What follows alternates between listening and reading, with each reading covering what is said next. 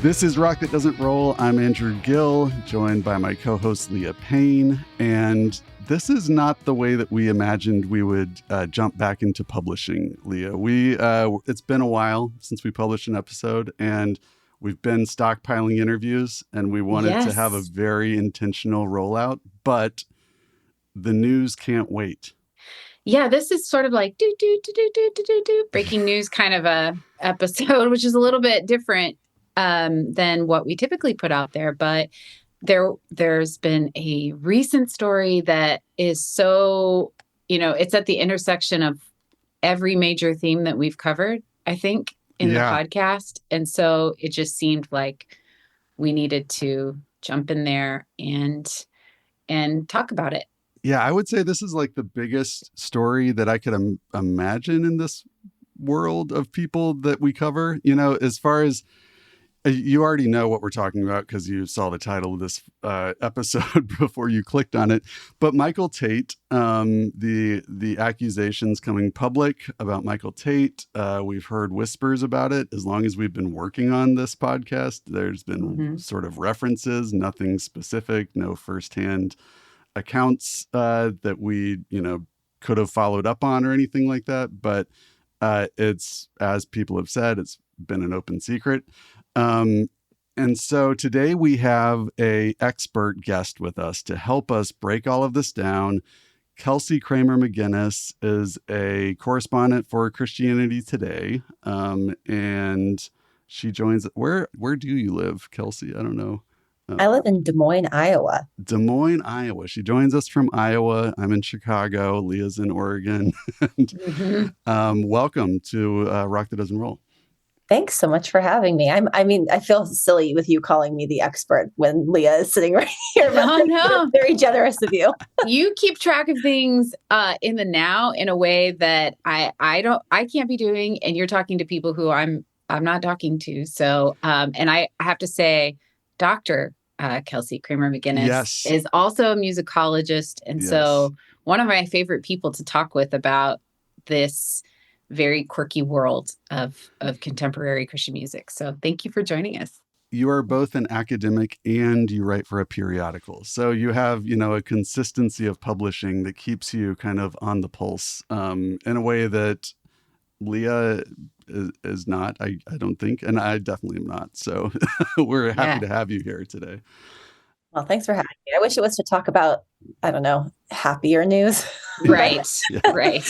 Well, you had just a really great analysis on your Substack that kind of combined the phenomenon of Michael Tait, as well as a story that you reported for Christianity Today about Sean Feucht. And so we kind of want to talk about both of those guys today. And I thought it would be good if we just kind of get some of the biographical details out of the way to begin, just because we want this podcast to always be kind of like a level playing field for people to, because a lot of people have no idea who this person is. But, Michael Tait and DC Talk and the Newsboys have a huge impact on a huge portion of our audience. But then there's other people that we think should listen to our podcast that probably have no idea who they are. So anyways, let's start with Michael Tait. So he was born in 1966. He met Toby Mac in 1984 in Washington, D.C. Michael Tait went to Liberty, first became a favorite of Jerry Falwell Sr.'s because he was a Southern gospel singer. And then he and Toby Mac released a single called Heaven Bound as a duo. And it kind of took the campus by storm. Yeah. You can find video of on YouTube of Michael Tait as a very young man and his sister singing with Jerry Falwell's very traditional Southern gospel sounding choir. And that moment, I think, explains a lot of his personal and political trajectory, because I think a lot of people are surprised that he has been so staunchly conservative for so long. But if you think of him as being a surrogate son of Jerry Falwell, then it all kind of falls into place. a lot easier for people to understand. I wonder, I don't want to take us too far off track here, but it occurs to me Carlton Pearson and Oral Roberts might have had a similar relationship. I don't know. Is that out of hand to suggest that? Well, I would say that is a great illustration of the differences between Baptist world and Pentecostal charismatic world. So Carlton Pearson is a famous Black pastor who went to Oral Roberts University and Oral Roberts considered him like his Black son. Yeah. And so just in that way is what I'm saying, just for our audience, so those names don't pass by. And I think that where the difference is that you would see is that Oral Roberts had Native American ancestry in a much more diverse like coalition of folks. And so in Oklahoma. Yeah. And so I think the distinctions, like the multiracial and then like the political kind of back and forth is a little bit, but yes, sorry, you're asking me, I should have answered more in the journalism lane and I gave you a scholarly response.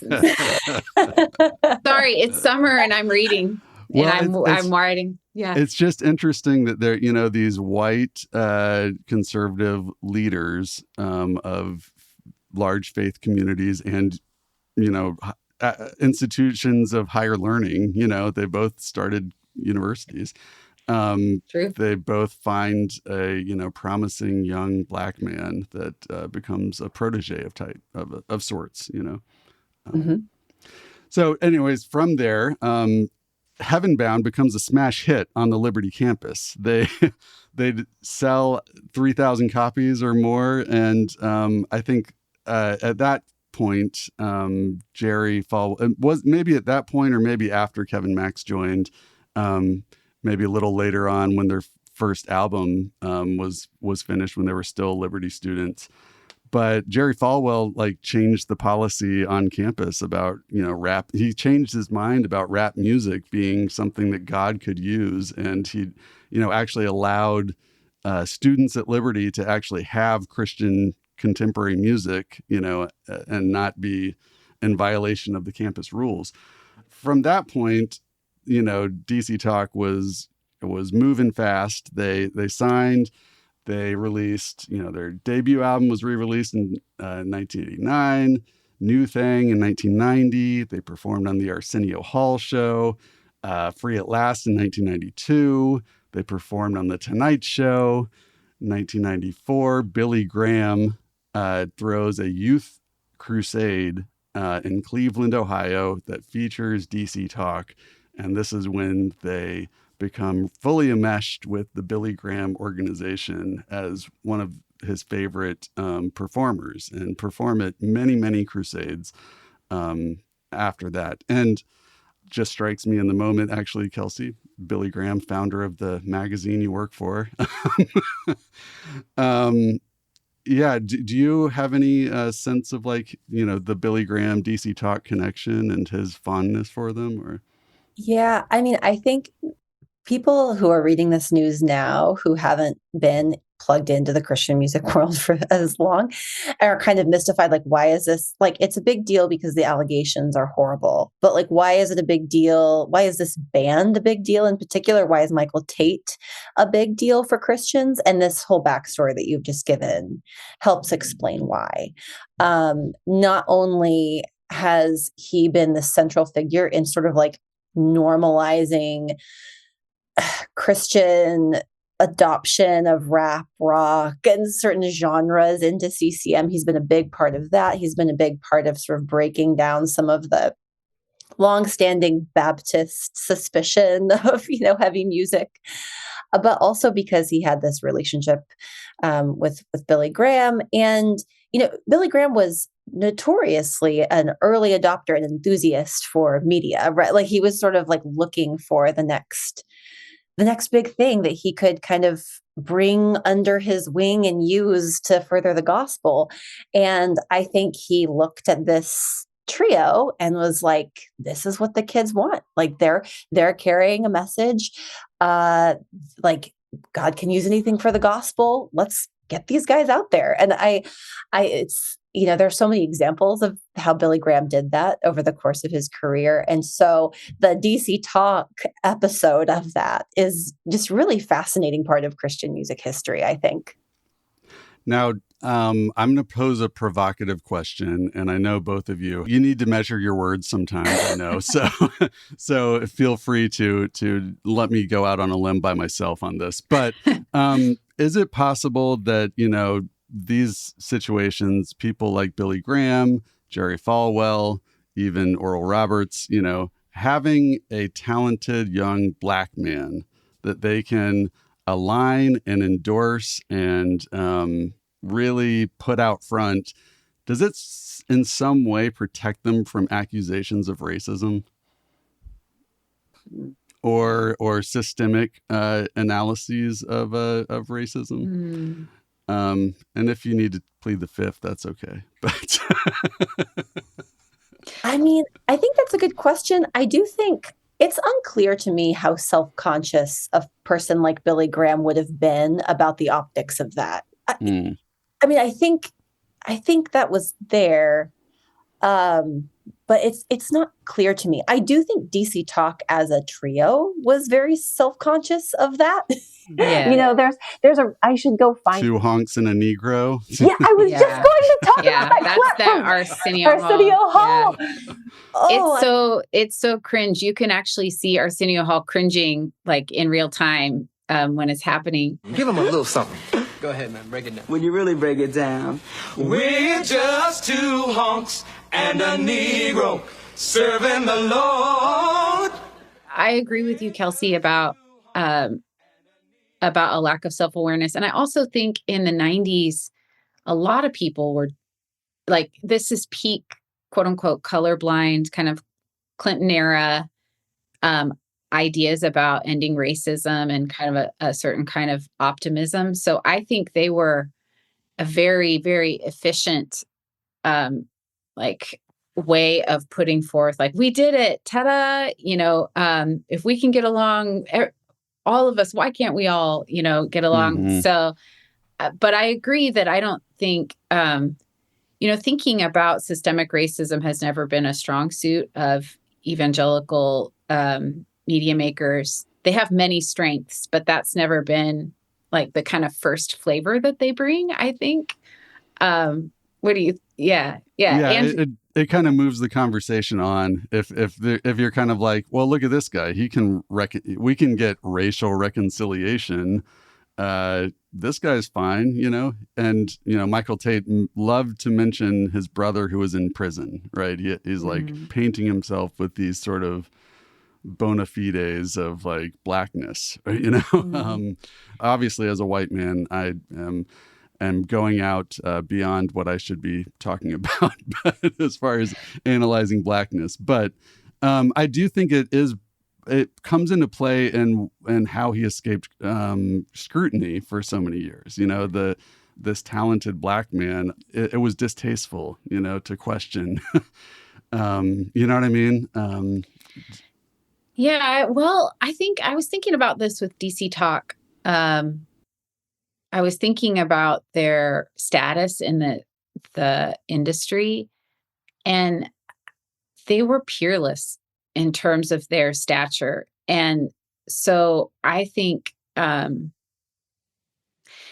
part because they were used, like Amy Grant before them, as evidence that evangelicals had made it in the broader culture, because they tried to cross over. It didn't work super well, but they had a mainstream deal after Jesus Freak, their success, and they were held up as what was possible in evangelicalism, like the kind of public witness that you could have, the kind of market appeal, the kind of that you could take Jerry Falwell messaging like out into the public sphere and it would be like purchased. That was so thrilling. And so I think that kind of stature, people are so reluctant to back off from that. What do you think, Kelsey?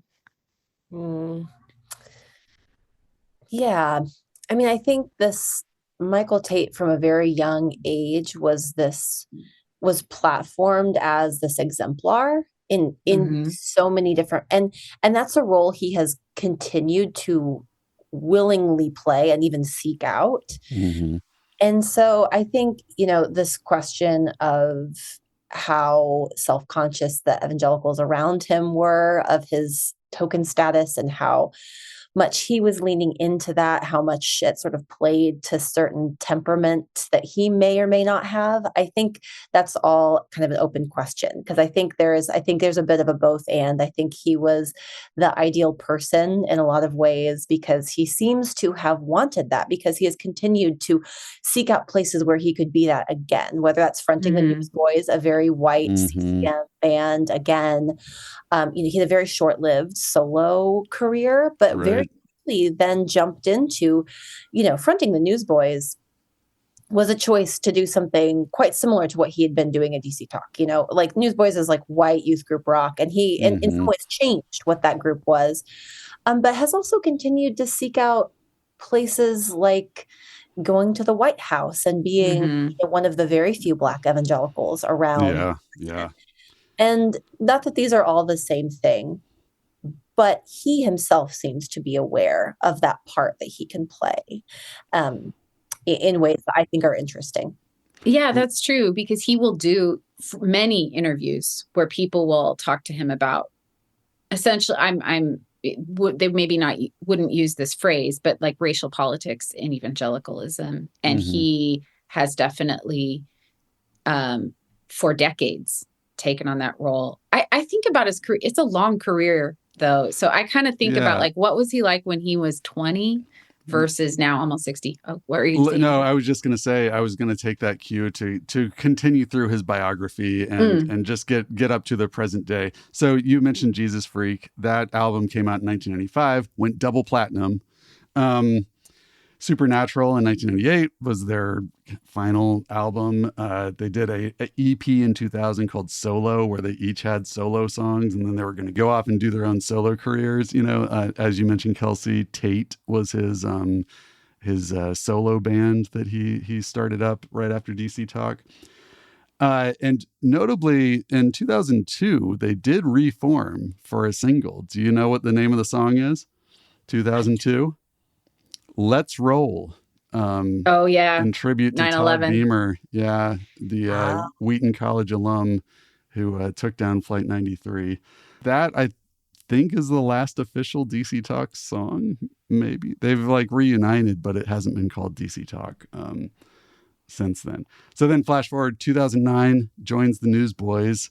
And according to his statement that he put out a confession recently, owning up to at least the broad swath of accusations. And he says for 20 years. So this, by what he says, this would be the era when this behavior would have begun. And he would say that it did not, he was not doing these things in the DC Talk days, if you parse his language. So Newsboys 2009, he becomes the lead singer. They put out an album in 2010 called Born Again. But then in 2011 is when, things take another stratospheric turn with God's Not Dead, which, can we talk about the God's Not Dead phenomenon? Because I was trying to get the dates straight on this thing. And, so the God's Not Dead album by the Newsboys comes out in 2011. And then in 2014, a movie comes out called God's Not Dead, which says it's based on a book that was published in 2013 called God's Not Dead. But the movie started filming in 2012 before the book published. So anyways, it seems like, was there some invisible hand at work behind the scenes with this stuff, or what? I did not know that about the book and the movie kind of being murky, which was in the works first. I mean, this is just on Wikipedia, but it just says that it started filming in 2012. The book was probably fully done, a year. you all know how books work. You've published books. You're publishing a book in October, Kelsey. Yes, we should plug that. But Yeah, I can't even remember the name. Do you remember the name of the author of the book? Rice Brooks. I don't know, Breeks. I mean, the God's Not Dead thing is fascinating to me because I remember singing that song before the Newsboys recorded it at like a youth conference in the late I can't remember what year that one was first written, but they did not originate that song. They adopted it. Oh yeah, because they changed the name too, which changes the meaning of the song. Because it was called Like a Lion. And that emphasizes like the resurrection qualities of the, like, if you listen to the song and you don't think that the title is God's Not Dead, you have a really different impression of what the song is. But when you change that one little like changed ingredient, all of a sudden like primes it to be a response to Nietzsche and, like a culture war anthem. When prior, it was big in charismatic circles for being like, yay, the resurrection. So I think that's so fascinating. I know I just took us down a rabbit hole, but that makes a difference, I think. Do you know who guests on the Newsboys' first recording of it? Kevin Max of DC Talk. There you go. Yeah. Anyways, what were you going to say, Kelsey? Sorry. Well, I was just going to say, I have this like kind of very old, I want to say it's from like 2008 or something. It's a recording from IHOP of this kind of continuous worship session with Corey Asbury before Reckless Love fame, doing a medley of songs. And in the middle of the song, it's called He's Alive. They break into the chorus of God's Not Dead, He's Fully Alive. But this is so this is like years before that. But that's how I knew that song was in this sort of like IHOP adjacent, continuous, like medley, harp and bowl kind of spontaneous worship. And so when it shows up with the Newsboys, I was a little bit confused at just how aggressively they rebranded the song and took it under their brand. Like it was as if it had not existed before. Yeah, that's interesting. IHOP, by the way, is International House of Prayer, not Yes. Not so, that's insider baseball stuff. Yes. Yeah. International House of Prayer, Kansas City. Yes. Then the next date that I have on the timeline I put together is that Michael Tait endorsed Ted Cruz in 2016. It's still up on like a Ted Cruz website. You can find the endorsement. So it did not go straight to Trump in 2016. But by 2019, he was performing at the White House. And in 2020, he was endorsing Trump. And even like I found a video of Blacks for Trump or something that's still up on the Donald Trump Facebook account. Any thoughts on that development? Do you remember how that came down, or about how Tait endorsed? Tait came around to Trump? I think he was a lot like Michael W. Smith. He was there's a overwhelming presumed conservatism in contemporary Christian music. And then most people kind of let it go unsaid, that's just what we all think and believe about things. But a few folks like Michael W. Smith and Michael Tait, maybe it's the name Michael, something there. But they have taken it upon themselves to be more public activists. And so Tait was a lot like Michael W. Smith, who also was a little slower to get on board with Trump, but eventually got there. And then Tait has been a very willing and prominent supporter of Trump in many different capacities. In fact, I put it in the book, but there was like, he even got a shout out from Trump at a rally, like, hey, you know how he'll do that, where he just sort of peppers the crowd. So, I think that's pretty big time status. I mean, Kelsey, you've covered the most recent election a lot more closely than I did. Do you remember Tait's political kind of, I don't know, big shop talk at that time?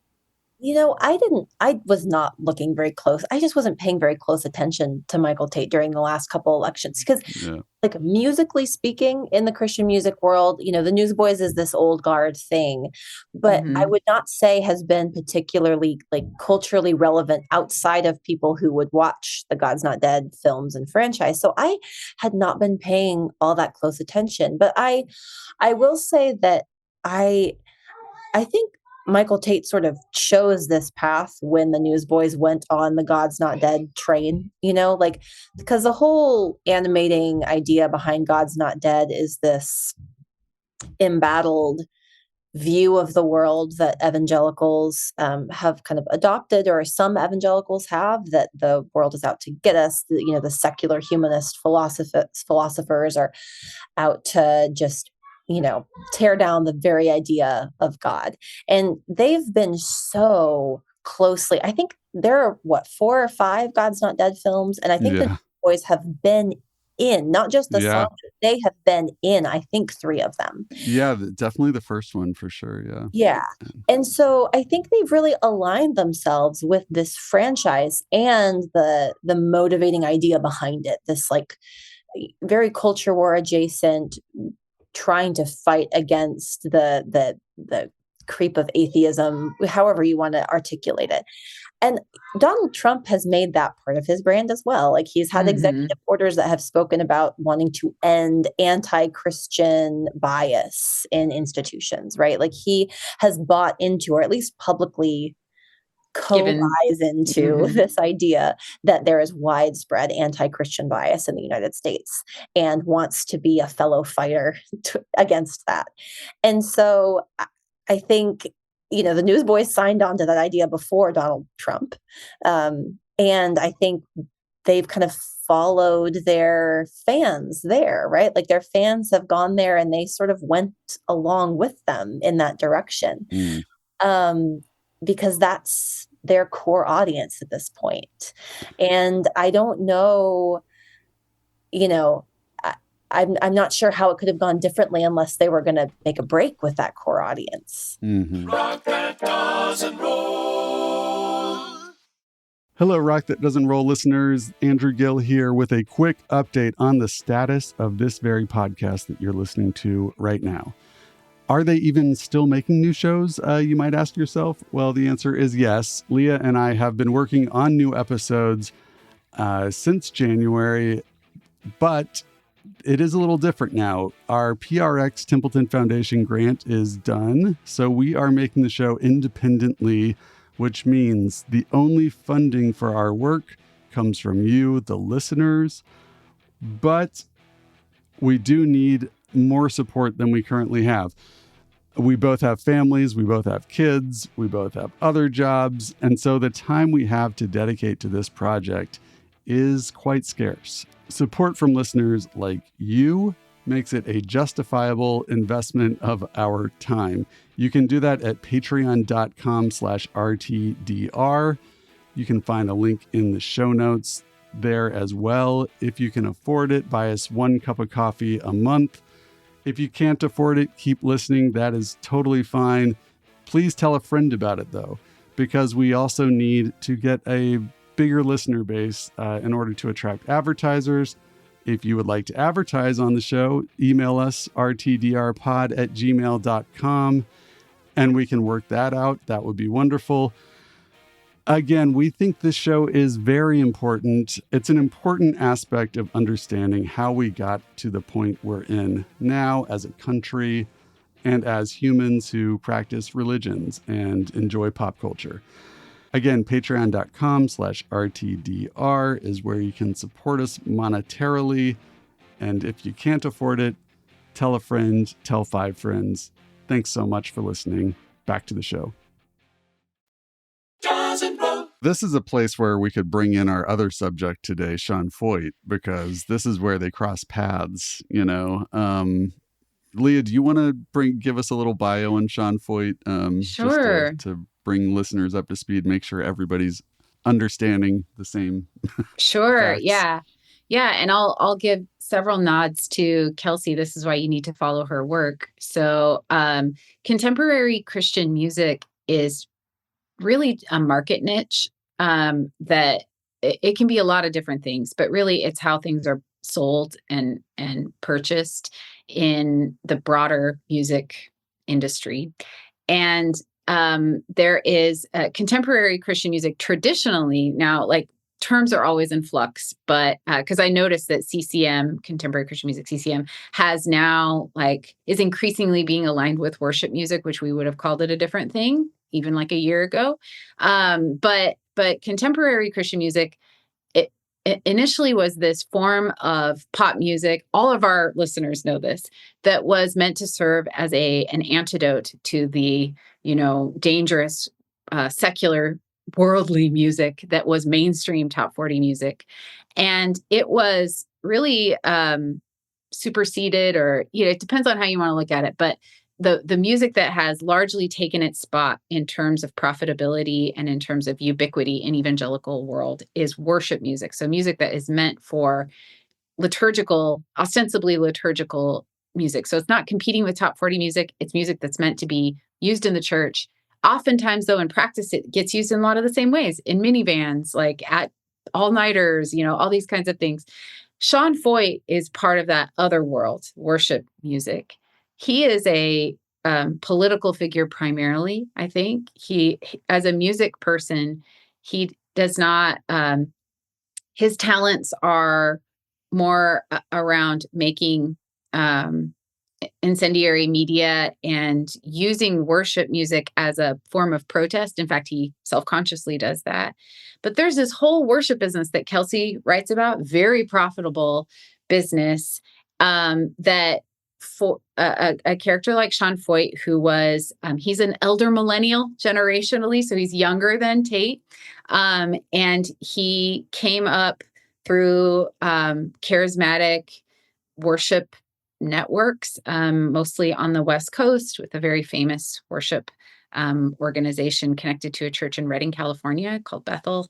And he was a volunteer worship leader at that time, and then really found his home in political world. So, Kelsey, I want to hear you speak to where you think he sits in the worship music business, and then because you cover this much bigger world, and then where you think he sits in the evangelical activist world. Yeah. Sean Feucht, I think for most people who would consider themselves sort of fans of worship music or listen to worship music, is not a name that comes up on playlists often, right? People aren't listening to his songs. They are not widely used. And I honestly, I couldn't really even name his biggest song for you.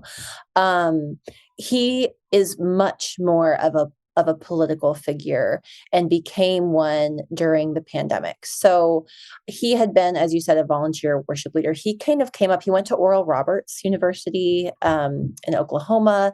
And while he was there, he started an organization called Burn 24/7. And my understanding of it is that he would sort of have these dorm room prayer and worship meetings that would go on for a long time. He would call them burns or furnaces.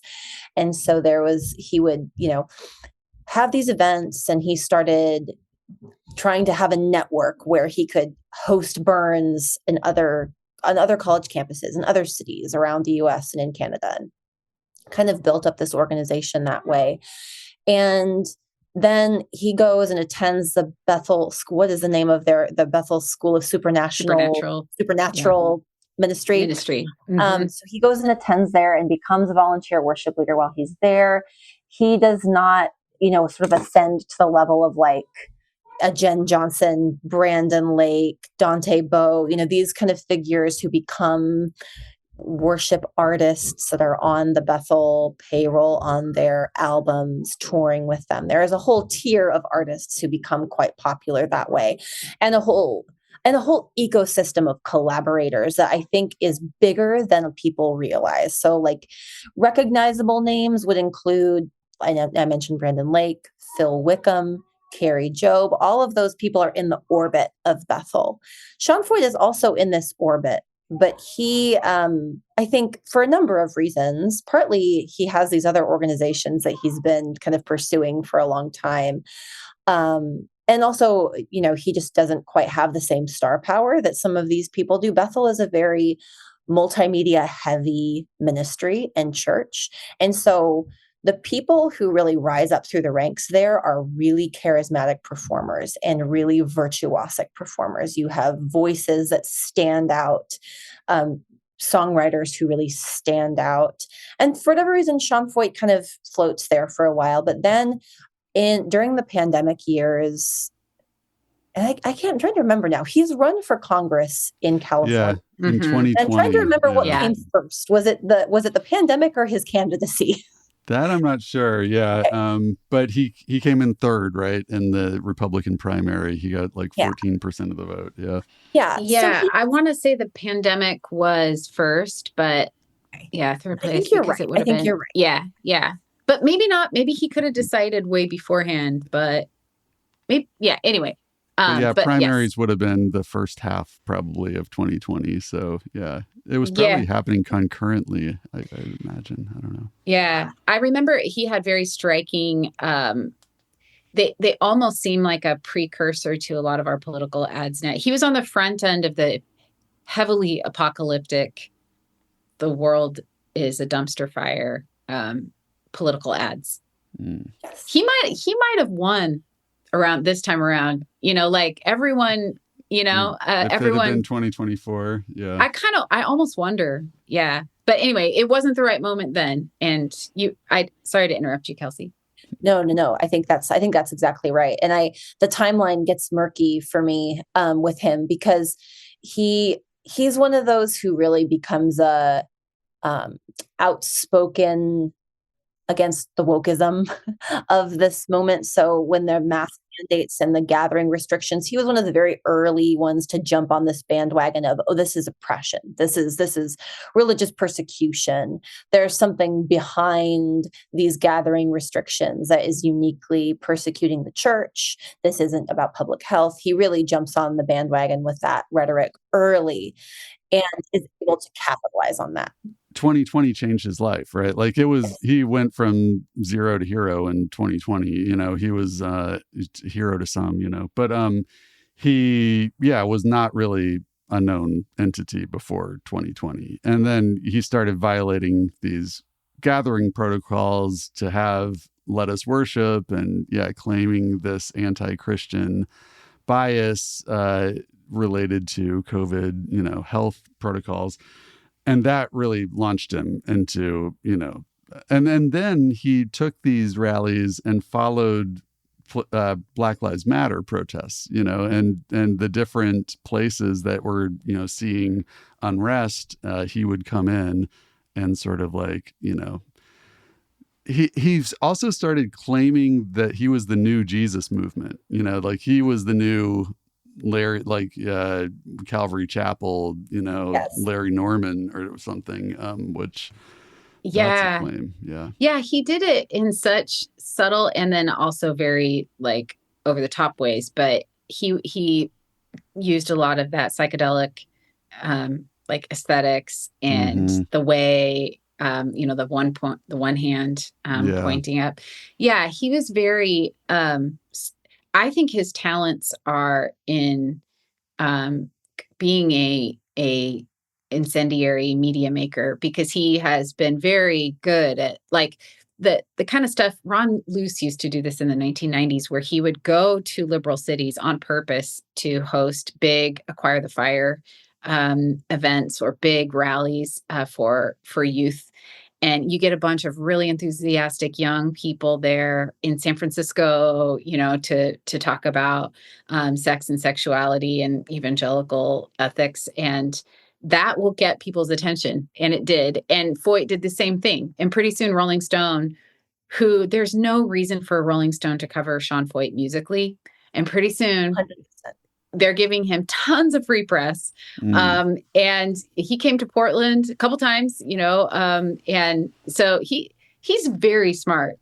It's not the kind of talents that would put him on worship charts, but it put him in Rolling Stone. It's the talents that are being rewarded in this moment in history. Yeah, because like you mentioned, Burn 24/7, he founded as a college student, which was not just a informal idea. It was a full, nonprofit ministry, actually classified as a church, right? Correct. And then also started Hold the Line, which is basically to get young people roped into the culture wars.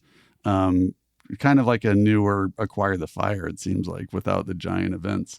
And Light a Candle, which he founded in 2010, which, did short-term mission trips and child sponsorships and all that kind of thing. And so I think that the news that came out, sorry, I got to drink some water. So this cultural moment that he dominated and totally, played his hand perfectly during, for his own gain, at least, that he did that, but he also had these organizations that already existed that he controlled. And so when he rose in stature, there was a place to collect that. And that's some of the findings that were published recently. So, Kelsey, why don't you tell us what you wrote about for Christianity Today and what exactly came out about Sean Feucht? Because what we've described already gives people enough to form an opinion, I think. But this is truly surprising what came out about him. Yeah. So I think it probably helps to say a lot of what I reported on has been known for a couple years. So you mentioned these different organizations that Sean Feucht has started. He started a lot of nonprofits over the years and has sort of had them classified as churches so that they don't have to file certain tax forms that would require them to report things like executive compensation and things like that. So it makes it easier to operate with almost zero financial transparency. We've known that for a while. Ministry Watch has reported on that. And last year they published some new findings about that. So what happened 2 weeks ago was that some former associates and volunteers and employees published online a series of reports generated by them of various kinds of misconduct, allegations of misconduct. So they have a section of this website that is dedicated to like Sean Feucht's real estate holdings. Like, here's where he owns property. Here's what they're classified as. Here's how much they're worth. Which it's like he has 10 houses personally or something. And and like a couple of them are classified as parsonages because his organizations that own them are classified as churches. So it makes it so that these things are classified in interesting and sometimes questionable ways. And it's millions of dollars of worth of property that Sean Feucht and his organizations own. They're also sort of pointing out that on a lot of these tax forms, there are like no employees.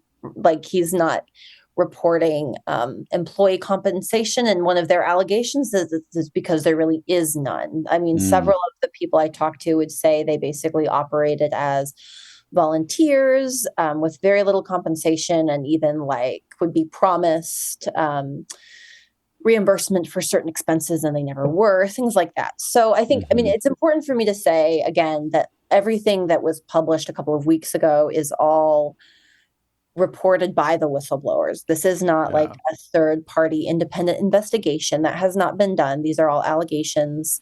And I did speak to a couple of the authors of this report. We reached out to Sean Feucht for comment and did not hear anything, unsurprisingly.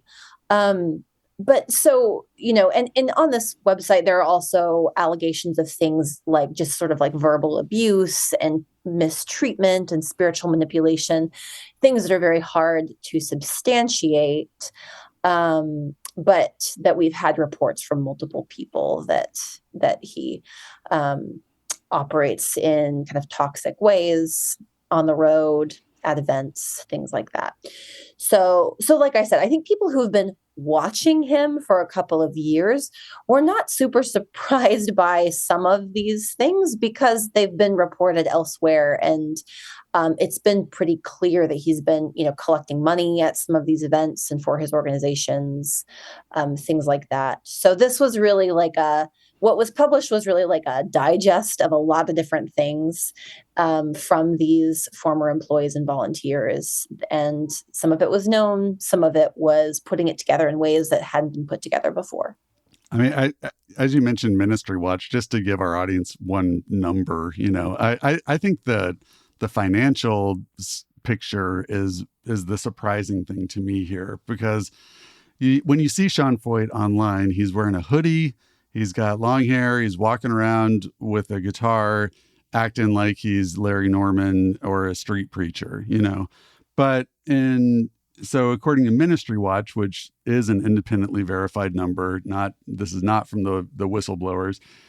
In 2019, his Sean Feucht Ministries revenue was $283,000, and in 2020 it jumped to $5.3 million, which it's striking to me that as soon as he becomes a frontline warrior in the cause du jour for the right wing, suddenly deep pockets are flowing to him. And as I was saying before, because he had these organizations that were legit tax-wise, then they could just accept all these donations with a limitless amount. So, and God only knows who gave him that money, but it could have come from 2 people, it could have come from thousands of people, we don't know. But yeah. Or selling those denim jackets that he has on there. Yeah. Well, I want to see. Yeah, he's got a lot of merch. I want to see Kelsey, if I want to try and tie this to the worship industry. See if I can, because we've tried to make him really distinct from that business, and I think he is in a lot of ways.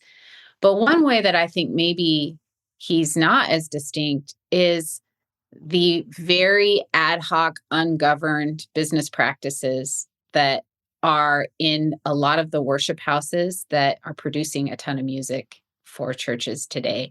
Like, one person off the record mentioned to me while I was writing the book that there's a lot of celebration about it in certain circles, that worship music is like bringing the music back to the church, and like that there's somehow like it's governed a little bit more. But they contended that actually the fact that these are coming from very loosely governed charismatic churches, a lot of times they don't have a denomination or anything, that there are a lot of business practices that perhaps in the next dozen years or so we'll see a lot of lawsuits, like because artists aren't being taken care of according to like US like copyright laws, for example. I don't know. What do you think about that? I was like, oh, Feucht, those kind of loosey-goosey things, it's not that different than a lot of those worship houses. What do you think about that? Mm-hmm. Yeah, I think that's fair. I think, Bethel very famously started its own music label. I can't remember what year it is, but they have become experts in the in-house management of all of these things for a number of reasons. I'm sure they would give many reasons for why they're doing that, but one of them is that when it's all classified under a church, there's a lot more room for, just sort of doing things financially how you see fit, as opposed to according to what the industry standard might be. So I think it's really a Wild West. On the other hand, you have like mega groups like Elevation kind of signing partnerships with very mainstream labels like under Universal, I think. Mm-hmm. I can't remember if it's capital CMG or Essential that they have like a partnership with. But when that happens, there's like a level of professional leveling up that needs to happen within these institutions. So I think in some places it's moving the opposite direction. But in Feucht circles, I think there is a lot of this bringing things in-house and doing things as you kind of want to under the guise of ministry that gives a lot more freedom to move things around where you'd like. But I think it's a little bit of a mixed bag when you look at who's doing what. For a long time, Passion music was its own thing. Louis Giglio, I think, founded, is it Six Steps? But I think even now they're under capital CMG. So consolidation is putting an end to a little bit of that. But especially when some of these upstart worship houses get going, there's really there's not an easy way to separate the music ministry from the church itself.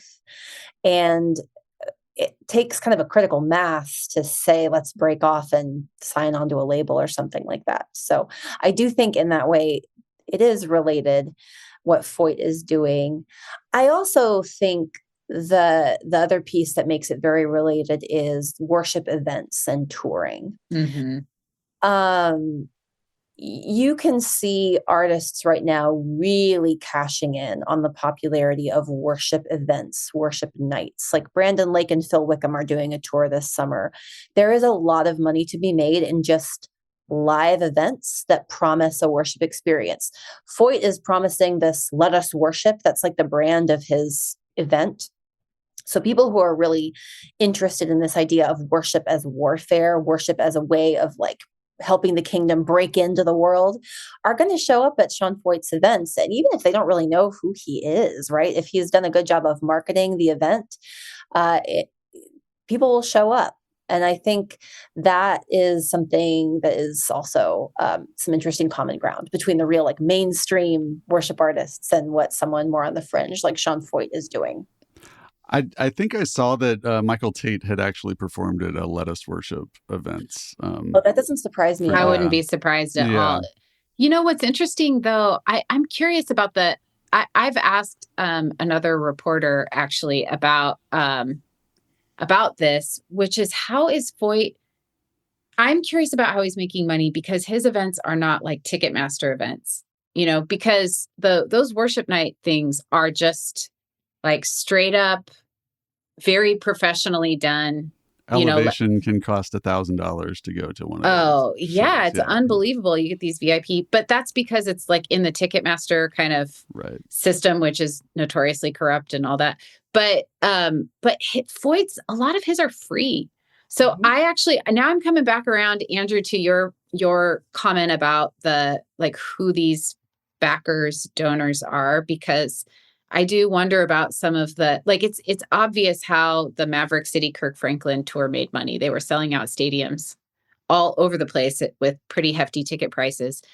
Feucht, a lot of the stuff is like, hey, we're going to the capital of whatever city or whatever state we're in.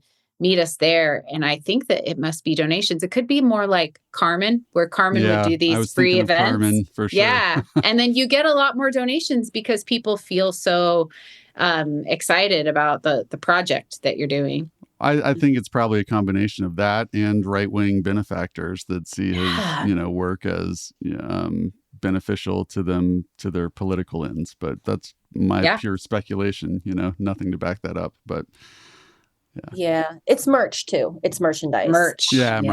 A couple of the people who I talked to, former volunteers, would told me that was like something Sean Feucht talked about a lot, was like the importance of branding and the importance of merchandise, and that being like how you build an organization. It's how you finance an organization. So whether that's true or not, that was what they said his kind of like business plan was, get people in the door, gather donations, sell merch. One of them talked about, and this is totally, I don't know whether this is true or not, but one of them talked about like we were carrying bags of money off stage at the end of these events. Again, that's one volunteer sort of saying that. And he was sort of saying that in the context of like, I'm there as a volunteer. I'm not getting paid anything for all this time I'm putting in. And I'm seeing these bags of money. It's like the scenes in Righteous Gemstones when they're counting the collection. They have the machines to just count the collection, I was amazed to find that Sean Feucht wasn't at January 6th, Michael Tait's song "God's Not Dead" was there, but not Michael Tait himself. It was used in very strong ways.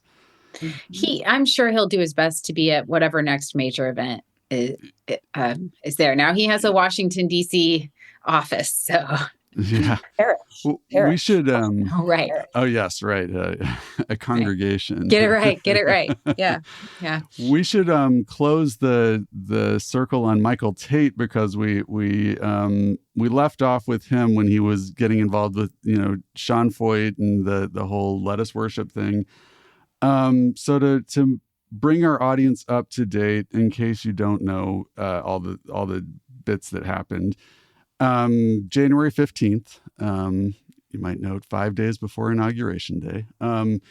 A TikTok user outed Michael Tait and said what many people assumed or might have heard whispers of, that Michael Tait was gay. Not anything about assault or anything about drug use, just that Michael Tait was gay and had tried to keep it a secret. And that's another aspect of this story of one of the reasons I think Michael Tait might have, stayed secret for so long, similar to the racial element. It's considered bad form to out someone against their will, right? And unethical in a way, and especially in an industry that, is built on, gay exclusion, and so I wonder to a degree how much that protected Michael Tait, that reluctance to engage the topic, what do y'all think? I think it certainly did, in part because some of the reporting, and I'm going to get mixed up, there have been so many reports, and there are so many alleged survivors that it's hard to keep track of all of the accounts. But one of them, I remember saying that one thing that was a significant source of stress for them was the concern that people would think that they were gay because they had been assaulted. Mm-hmm. So it seems clear that at least prevented reporting. And then the day after that TikTok went up, Michael Tait announced he was leaving the Newsboys. So 24 within 24 hours, he was out. Questions about sexuality, whether or not it broadly in evangelicalism, like it could just be divorce, or it could be anything that strays from a very strict Amy Grant and the 3 buttons, or what was it? 4 buttons? Right. What was right. The controversy? The 3-button controversy. Button up that shirt. Amy Grant. If you look at the picture, there's absolutely not one hint of cleavage, but anyway, but yeah, and Kelsey, you're on the ground covering things a lot more now, but my thought is that it probably hasn't changed a ton about like how we talk about sex and sexuality in that business. I think it has changed a little bit. I think the conversation about modesty for women has changed a little bit. It still pops up here and there. But I think absolutely the fear of allegations of being gay was something that hindered this from coming to the surface for a really long time, especially for the men who are now alleging that Tait assaulted them. Even the suggestion that it might be misconstrued as they had welcomed it in some way or it had been consensual, even the possibility of that could have been career ending. They knew that. And I think they were right to be afraid of that, because that's been this sort of third rail of Christian music that people are just not budging on. That's something that has not changed, I would say. And so that has been really tragic to read these stories and know that these people have probably sat on these stories for a long, long time, just knowing like there is no safe place within my industry for me to share this information. Yeah. And I would be remiss if we didn't mention that, our past guest, Jennifer Knapp, she started an organization, Inside Out Faith, to try to, change the situation on the ground, to be able to talk about LGBTQIA plus inclusion in evangelical spaces. There's the artist Flamey Grant, who performs Christian music and drag. And so there are people who are pushing to open things up, but in large part, the establishment is not welcoming them in. Yeah. Well, and I would say that is largely because it's the market. Like there's a market for a kind of evangelical pop music that wants a reinforcement of traditional evangelical values, broadly construed. And so I think someone like Semler is really extraordinary because they proved that there is an alternate market, that you can find a group of people. But for the most part, I think these folks, and what's really chilling about this story is that Michael Tait knew that too.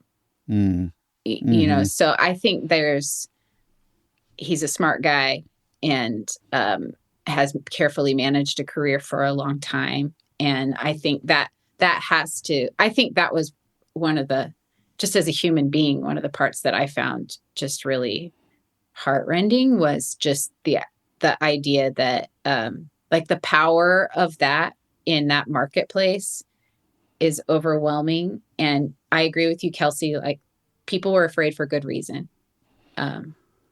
I'll just run through the TikTok of articles that came out because not on TikTok, but just the barrage of news that has happened in the month of June. So your article in Christianity Today, Kelsey, published June 3rd on Sean Feucht and these, whistleblowers that were alleging all kinds of stuff, mostly financial. Then the Roys report publishes on June 4th their 2.5-year investigation into Michael Tait's allegations of sexual assault and heavy drug use. And the Roys report, can you guys, one of you explain what the Roys report is real quickly? Because I've mentioned it to people and they're just like, I don't know what that is. How would you describe it, Kelsey? Yeah, Julie Roys is an independent journalist who runs the Roys Report, which I'm pretty sure is a nonprofit, investigative, kind of a watchdog organization that reports generally on, the American church. So financial mismanagement, abuse, stories that a lot of the legacy Christian media might be nervous to touch. Or she might be willing to publish things with maybe, and this is going to sound negative when I say this. I don't mean this as a negative thing.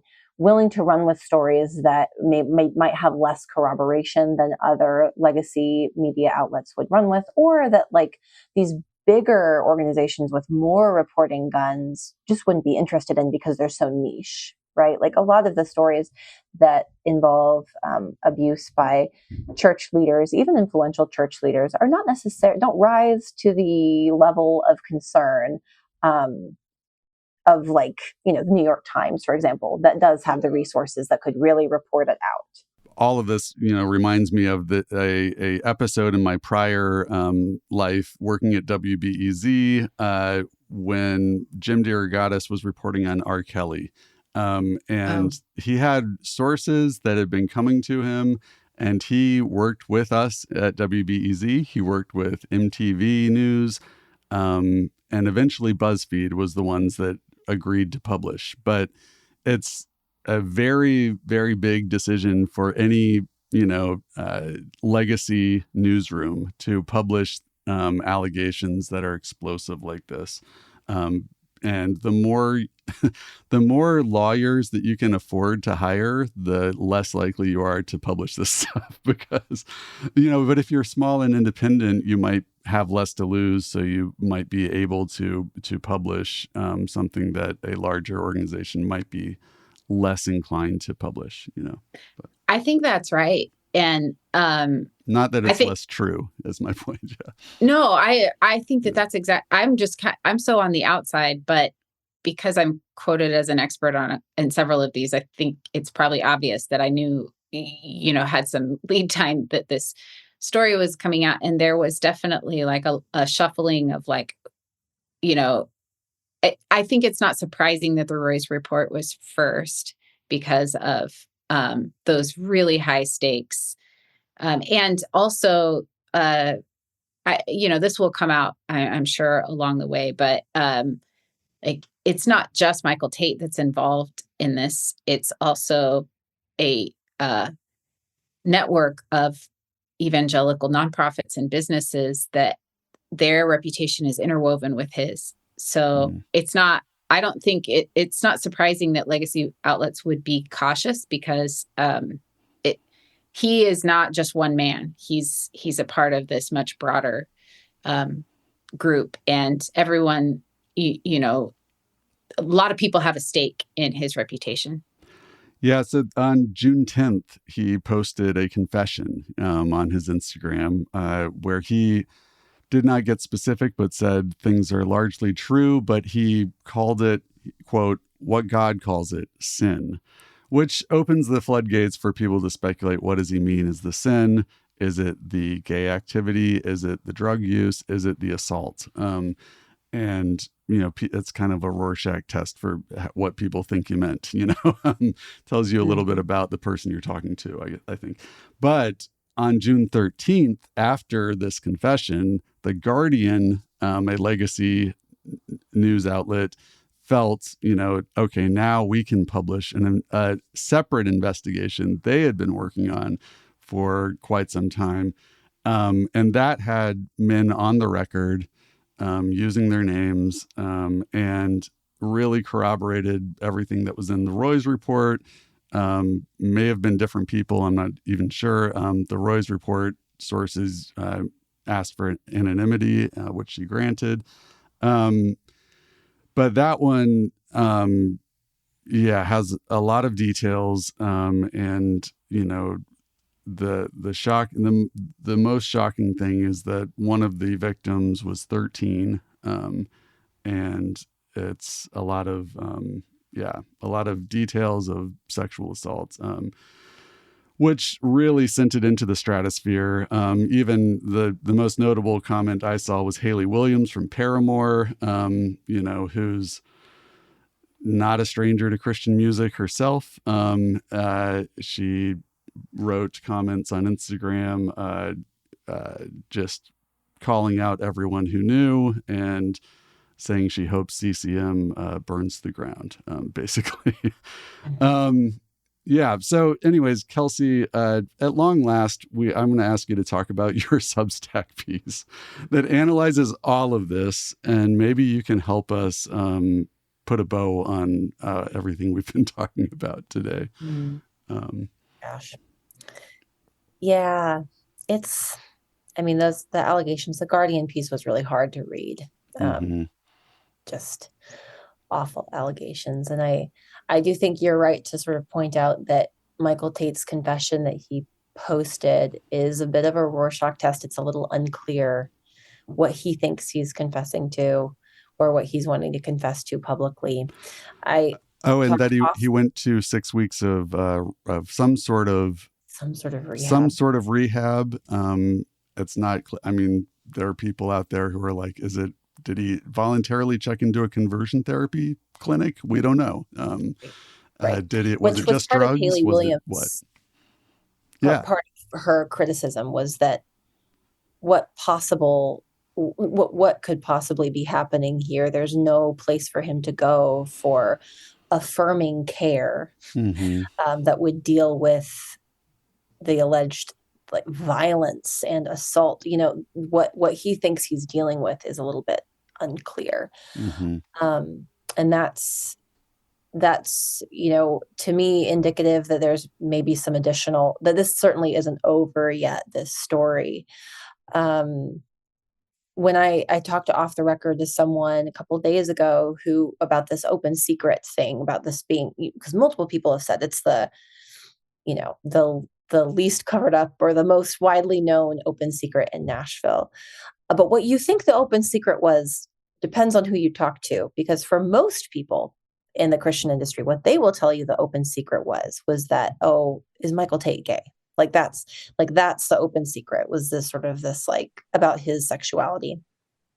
And I should say that's very common. There are a number of people in CCM for whom that has been the case. So I just wanted to insert that there, that it's like sexuality is a different thing than the assault and all of that people have whispered that they might be gay. Oh yeah. Is that Yeah. that's what Yeah. you're saying? Yeah. Okay. So I just wanted to affirm what you're saying. Like, yeah. And that's not that, because sometimes I think the assumption is that there were this massive group of people that were covering up these particular crimes. I think in many cases they were covering up like sexuality in their minds. But anyway, go ahead. Even that TikTok user who outed him, in his next post, he says, I've been contacted by people who say they were sexually assaulted. I had no idea that it was just the rumor that he was gay that I wanted to talk about. So, sorry, back to you, Kelsey. Yeah. But then you start digging down and talking to others, and it becomes clear that there, at least in like certain circles of insiders who've been in the industry for a long time, there have been these stories that circulate about drugs, about alcohol use, about if you're a woman on the road, you don't ever go here. Like, I mean, so there is more to this. And again, a lot of it hearsay and allegations, right? So I think there's still ongoing reporting happening. But for me, the whole, at first I wondered, are we about to see this sort of like, how is this reckoning going to be different than like reckoning over Michael Jackson or R. Kelly, right? It's a different thing. I teach a history of pop music class every once in a while, and we always have a conversation about a figure like Michael Jackson. How do you teach a pop course and not contend with the music of Michael Jackson? You can't teach history of hip hop without talking about R. Kelly. And those conversations always have to do with, can you separate the art from the artist, right? But in CCM, you just don't have that conversation because the art is never the point, right? Like the innovative art is never the point.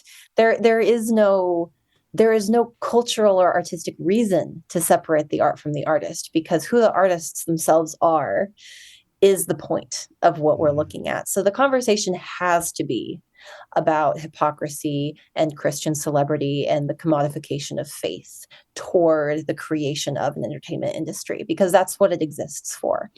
So we're not going to have a conversation about, oh no, we can't listen to the Newsboys anymore. K-Love was so quick to drop the music of the Newsboys and DC Talk, right? It was like, we'll just shuffle something else in that is equally safe and equally reflective of mainstream music trends, right? That's a very easy swap they can make. That's, probably was not, I don't think, a very hard conversation. Maybe, I don't know. I haven't talked to anyone over there, so who knows? But yeah, this conversation is going to be about the promise of CCM, of this idea that you could have this safe space to play out all of these parts of participation in entertainment culture. So not just having safe music, but also having safe celebrities, also getting to go to concerts and jump around and have t-shirts and merch and your favorites and posters and all of these things, all of these pieces of pop culture that we wanted to be able to give young people, especially. Can you have that? And also have people who are these moral exemplars, who are these pastoral figures. And I think what we're finding is that the system that gives you celebrity culture will also give you kind of monstrous celebrities. Not all of them, but you can't solve for that problem. It just, the industry you create will replicate what you see in the mainstream. It just will, because they're the same kinds of people. They're human. And so the Christian music industry has sort of made this promise for a long time that it can offer you something safe. But really the only safety it offers is sort of in the what lyrics you hear on the airwaves kind of safety. But pop music is a lot more than the lyrics you hear on the airwaves. It's also about a subculture. It's about an entertainment culture and industry. And I don't know that a safe version of that exists. And so I'm interested in the conversation we're going to be having in the coming months and years following this. I think there's a good chance people just sort of double down and keep doing what they were doing. But I also think there's a chance that there's some reckoning with the failures to deliver on some promises that have been made to audiences. Turns out it's not safe for the whole family. That's the That's the Yeah. kicker. Yeah. I want to, you said something that just, and I want to have you come back and talk to us again about like how this extends into the quote unquote worship industry, because all the same rules apply, right? Like that punishing life on the road, the way that like it feels to be worshipped by so many people and what that does. I'm thinking about somebody who I interviewed for the book that I said, does fame bring out who you really are, or does it change you? Like, what do you think? Because that's like an ongoing conversation. And they said without hesitation, oh, it changes you. And they'd been an A&R person for many years. And they were like, I've seen it again and again and again. Like it's not that it brings out, because we kind of think like, oh, Michael Tait was always this monstrous, predator, like, and I think there's just as good of a chance that like this whole world brings out, like people react differently to stimuli. So I'm not saying it always ends up that way, but you can also see like the types of pressures that are on these folks exceed so much the pressures that are on mainstream artists. It's so tight, like the kind of person that you're expected to be. We will see more of these stories, I'm sure, in the years to come. Well, Kelsey, thank you so much for joining us today. Your book comes out in October, right? It's called... It does. Related not directly to any of this, but in some ways. Well, indirectly, I think it is. The myth of good Christian parenting. I think the safe for the whole family idea is, the origin story I've told in this podcast is that I listened to Christian music because my parents didn't know what else to do when, they had young kids that wanted to buy albums in the mid 80s. So they just said, go crazy in the Christian bookstore. And that's part of good Christian parenting. It is very much part of good Christian parenting, just a separate universe of everything, parenting advice, media, all the stuff. So yes, it's not a parenting book. It is kind of a history of the Christian parenting book market. Nice. Well, we'll look forward to that in October. Rock That Doesn't Roll listeners, we should be back very soon with a bunch of new interview episodes. We've got a lot of stuff in the bag, even going all the way back to January, I think is the oldest. We're working hard for you all. Thanks for hanging in there with us. Hopefully you're still interested when we put it out. Thanks so much, Kelsey. Follow Kelsey Kramer McGinnis. What's your social media handle? Oh, gosh. It's different everywhere. Just search Kelsey McGinnis. You'll find me. Okay. Yeah, follow her. I was not savvy when I made all my different accounts, and now they're just... You can't get Dr. Kelsey? No. Yeah, that'd be great. Kelsey K. I feel like we could brainstorm here for you. But yeah, follow Kelsey Kramer McGinnis on all social media outlets. She has very, very smart analysis and really keen insights into this whole world. All right. Remember what's our sign off? You can rock all you want, but be careful where you roll. Yeah.